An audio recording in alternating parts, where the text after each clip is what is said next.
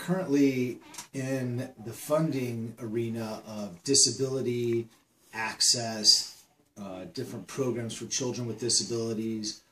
There's a perception that there's a lot of funding that comes into the organizations.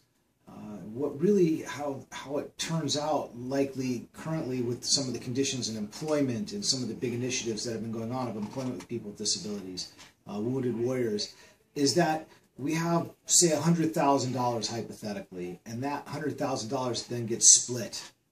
$1,000 to 100 organizations, and then that isn't enough to fund a program. So then those organizations, those 100 organizations, have to go out and fundraise more, a couple $1,000s more, and then you have all this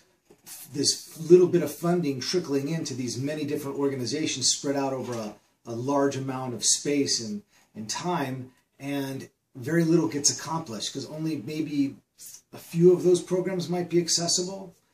What really needs to happen is that there's not that many groups working in certain industries and in certain areas, and it's not as big as the perception might be. First of all, our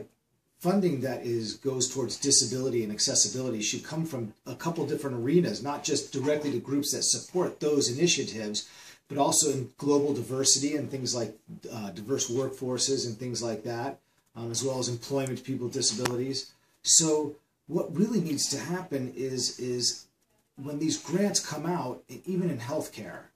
they need to offer it and write them such that they encourage, instead of 100 organizations, they encourage 3 or 4 to win it together and then use a larger sum of money to create a program and then get the boost from the community to make it, successful. The problem is that everybody's fighting for such a large, small pool of money, and that's the perception that is incorrect. Is really most grants that come out now, especially medical grants, they do not include disability in the medical field and in healthcare, and they really should, because it's a quality of life and a healthcare issue. So there needs to be more funding, really, to organizations, encouraging them and being written such that they work together on larger grants to make a larger impact over a greater time and a greater amount of people. So I think that once we're able to overcome that kind of stigma that there's plenty of money for everybody, then the disability rights and advocacy and social action will move forward over the next few years.